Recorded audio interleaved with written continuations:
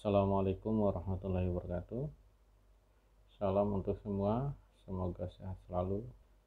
Pada kesempatan ini kita akan melanjutkan materi kuliah kita yang masih membahas tema aliran kompresibel yang sudah memasuki pembahasan aliran isentropik yang melewati nozzle dengan sub bahasan nozzle konvergen divergen. Pada nozzle konvergen, kecepatan tertinggi yang dicapai ini terbatas sampai pada kecepatan sonik atau kecepatan dengan nilai Mach number sama dengan 1. Dan kondisi ini tercapai pada daerah keluaran atau throat dari nozzle. Kecepatan ini tidak cukup untuk mendorong wahana untuk bisa terbang menembus kecepatan suara, sehingga diperlukan suatu konfigurasi untuk membantu mempercepat aliran dari sonik menjadi supersonik, sehingga akselerasi kecepatan menjadi supersonik ini dapat membantu wahana untuk mencapai kecepatan supersonik. Konfigurasi yang dimaksud adalah konfigurasi dari sistem propulsinya, di mana penggunaan nozzle konvergen divergen. Nozzle konvergen divergen ini menjadi satu standar sistem atau standar peralatan untuk sistem propulsi dari pesawat supersonik maupun untuk roket, termasuk pesawat space craft, pesawat angkasa. Aliran yang melewati nozzle konvergen divergen tidak selalu pasti menghasilkan aliran supersonik. Jadi desain nozzle konvergen divergen ini itu tidak menjamin bahwa aliran gas buangnya itu mencapai kecepatan supersonik. Ya. Jika kita perhatikan pada materi sebelumnya, ada satu parameter penting yang berperan akan hal itu, yaitu adalah tekanan balik atau back pressure. Pada kesempatan ini kita masih akan membahas back pressure.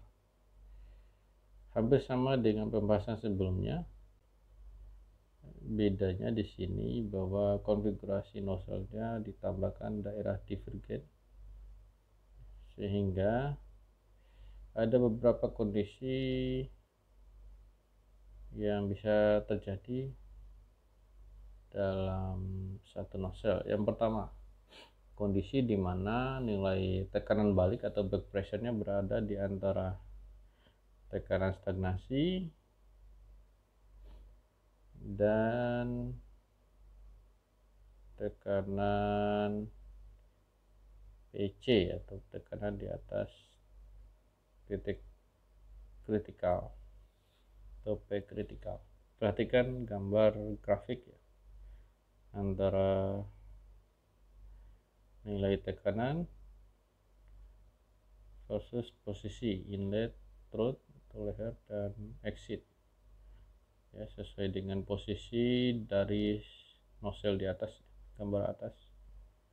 Kemudian grafik paling bawah, hubungan antara Mach number dengan posisi.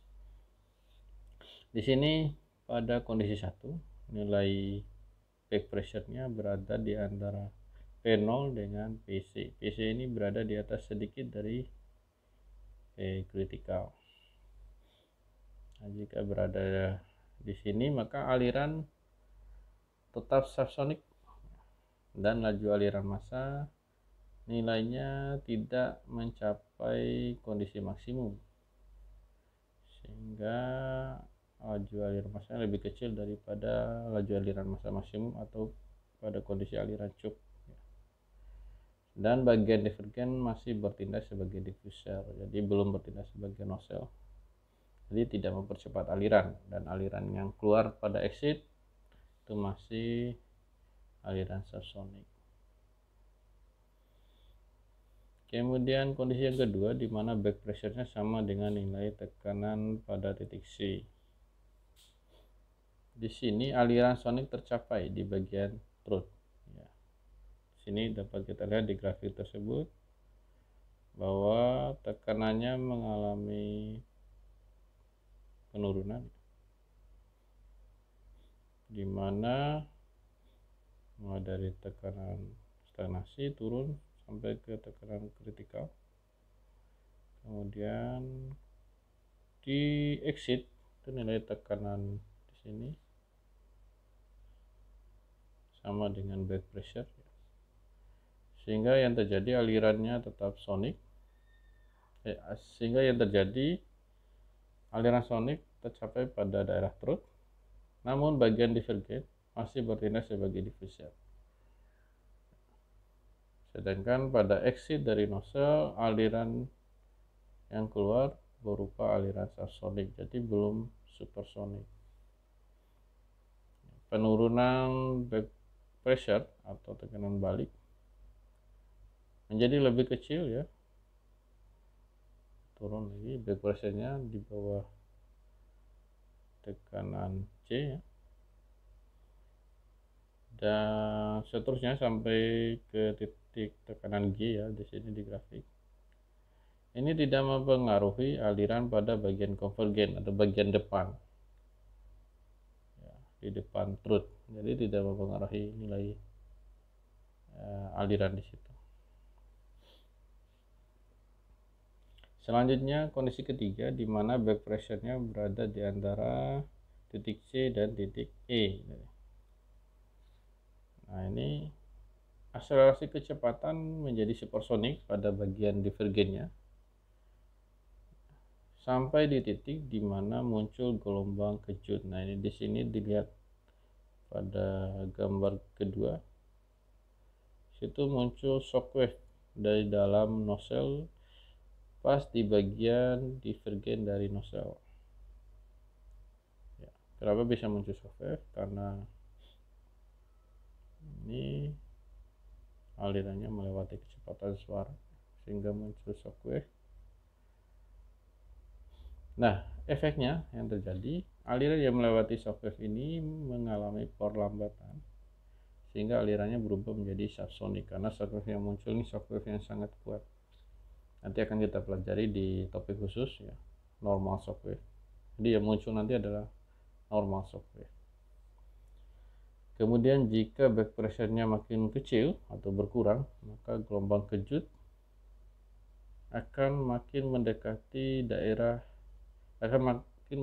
bagian exit nozzle. Ya, makin kecil tekanannya dari tekanan balik, maka akan bergeser makin ke arah garis putus-putus exit ini, gelombang kejutnya muncul. Dan kondisi keempat di mana back pressure-nya lebih besar dari 0 namun lebih kecil dari tekanan di titik E di titik E. Nah, aliran pada daerah divergen ini menghasilkan aliran supersonik namun sudah tidak menghasilkan gelombang kejut di dalam nozzle, khususnya di bagian divergen, sehingga dengan tidak munculnya gelombang kejut, maka aliran di dalam nozzle bisa kita anggap sebagai aliran isentropik, sehingga analisisnya nanti ya, analisis nozzle konvergen divergen ini bisa kita anggap sebagai aliran isentropik yang melewati nozzle, dengan catatan bahwa back pressure-nya berada di antara E dan nilai 0. Ya, E ini maksudnya adalah di bawah dari critical pressure atau tekanan pada daerah throat. Oke. Di sini kita tidak akan melihat bagaimana pengaruh back pressure dalam satu kasus. Sini ada contoh kasus lain, bagaimana nilai properti udara atau properti fluida yang melewati nozzle converger di bagian ini pada setiap titik tadi. Jadi ada inlet, throat, dan exit. Nah, ini ada tugas 8. Udara mengalir masuk ke sebuah nozzle convergent, jadi melewati mulai dari inlet, kemudian melewati throat di sini luasnya AT 20 cm², kemudian keluar di bagian exit dengan nilai man number sama dengan 2. Pada bagian inlet, nilai tekanan udara masuk 1 megapascal dan temperatur 800 Kelvin dengan asumsi bahwa kecepatannya mendekati 0 sehingga dapat kita abaikan. Artinya apa?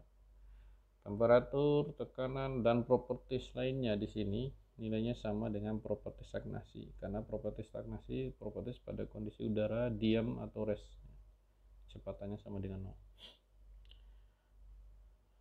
Nah, tugas Anda adalah tentukan nilai properti udara meliputi tekanan, temperatur, rho, dan kecepatan pada A bagian truth. Jadi hitung bagian truthnya, berarti nanti P critical, P star, T star, rho star, V star, itu yang dihitung. Kemudian B exit, yaitu P exit, T exit, rho exit, V exit. Kemudian selanjutnya hitung laju aliran massa udara, m dot nya yang melewati nozzle. Berapa laju aliran massa udara? Jika aliran ini dianggap sebagai aliran isentropik, steady, kemudian satu dimensi, maka m dot nya adalah konstan.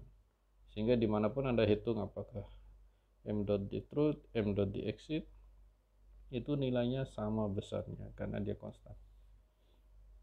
Nah, gunakan nilai properti gas R, kemudian CP, dan nilai K.